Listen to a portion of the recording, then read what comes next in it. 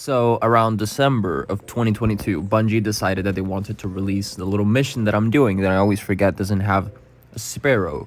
Because, yeah, also I need to swap this firing mode real quick. You already read the title, so you know where I'm going. So the little class that I got going on to hide away from like the Clash of Clan Archer towers that I'm getting hit with, not Archer, Inferno towers, is literally just a little bit of stasis and deep stone crypt weapons, literally just commemoration and trusty, alongside revision 0. Now,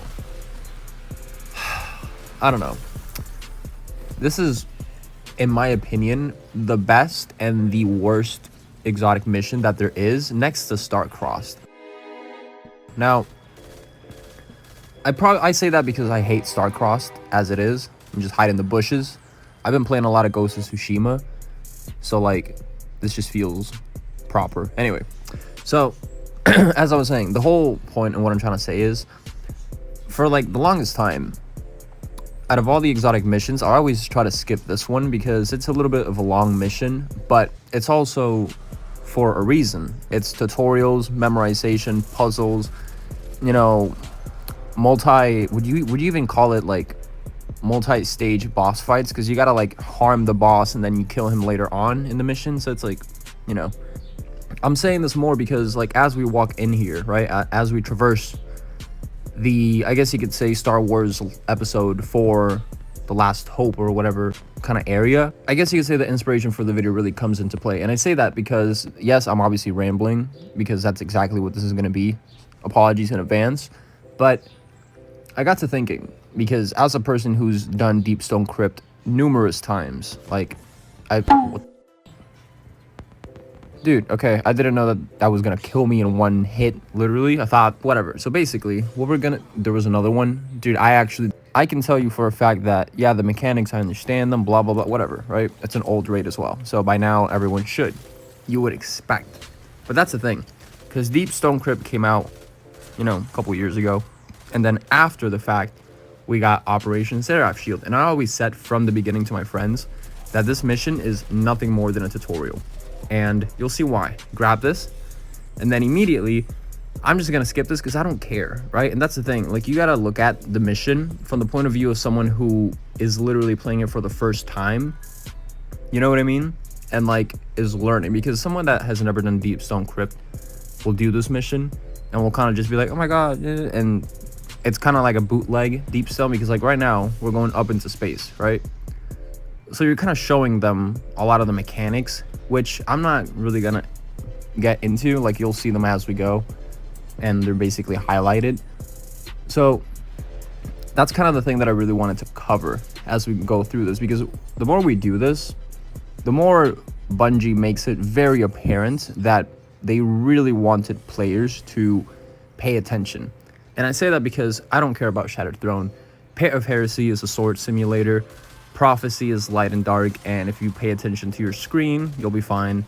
What else? Grasp of Avarice, the mechanic is very simple. All these mechanics, you see, maybe the Hive Sword once you see on the moon everywhere because it's part of the game, but you don't really see Scanner, Operator, Suppressor anywhere else, like randomly in the world. If you're playing Vesper's Host, obviously, but I'm not counting Vesper's Host, because Vesper's Host is a dungeon. It's like its own thing, whatever.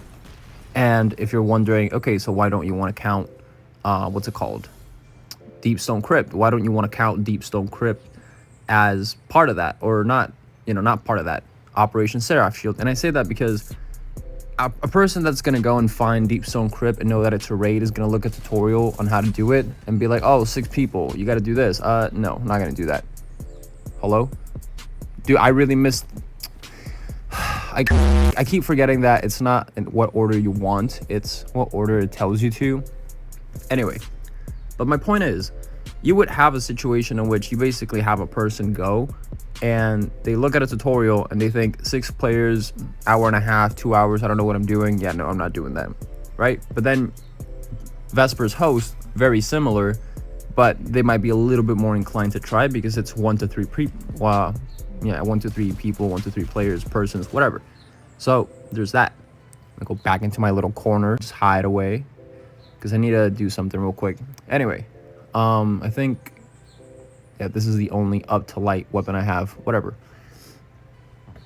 So I'm saying that because the mission itself, I've obviously ran it before. Like, just look at my hands. But I've ran it before. Good mission. It explains what you have to do with all three of these buffs really well. And again, it came out before, what's it called? It came out before not Neomuna. Fucking, what's it called? Vesper's Host. So basically, check it out. What ends up happening is, did the actual incline of people that, when this mission came out, went to go check Deepstone Crypt out, how did it go? And you might be thinking, who cares? Like, this is something that's in the past. But I'm saying this because everything happens for a reason. Everything has intent. And when you see a mission like this, it really drives home the point that you don't get with something like, for example, what I was talking about, the prophecy, light and dark. You don't see that anywhere else. When it comes to Grasp of Avarice, you don't see that mechanic anywhere else. And I'm not going to go into the other dungeons just because you don't see the duality bells anywhere else in the game. And for this particular instance, they made a whole mission around it. I feel that this mission was supposed to drive home a lot more players into the actual, I guess you could say, raiding scene. And I don't know if it really nailed it. Now, if I do remember, just out of my own curiosity, I'm gonna put on screen a chart, a Google Trends or Google chart, whatever, for recent searches around the time that this I was gonna say dungeon, holy, around the time that this activity came out. Why am I so far back? What the hell? Anyway, dude, I feel like I'm so zoomed out. Anyway, so the thing is, I'm gonna go check, and if I can find them, I'll put them on screen and stuff like that, because that just makes it interesting. But I just, out of curiosity, just wanted to, get back into it and kind of experience it, because it's been years, realistically, probably 1.5, maybe 2 years. A mission like this was made with intent, and Bungie was out here saying for like the longest time that, oh, a lot of our resources get allocated into, what's it called, making these exotic missions and crucible maps. It's a lot of money and time, and it's like, really? I don't know. And that's not to throw shade at any of the other exotic missions. I think Vox Obscura had the potential to be the most Halo-esque mission ever, and it failed. I might make a different type of video if interested, probably not, on why that is, but that to me just feels like the most Halo-ish feature. Now I believe I gotta go and get the scanner and look through the wall, skip it for what it is, but that's precisely my point. And I'm getting bumped. What the fuck? Hold on. Look at me. It is I have come here to surrender, because I totally, can you hurry up? There we go. Because I will totally not take off my gloves or my armor, my helmet, my nothing. Just, I will literally let you take the weapons, and that's it. And you would expect that a race so trusting and so dumb wouldn't take over half the galaxy. But here we are. So I don't know exactly where I left off when I was yapping about Deepstone and all of the dungeon mechanics and whatnot. My point is, this mission just feels so Star Wars roguelike, which is something that I'm pretty sure people have said since like forever.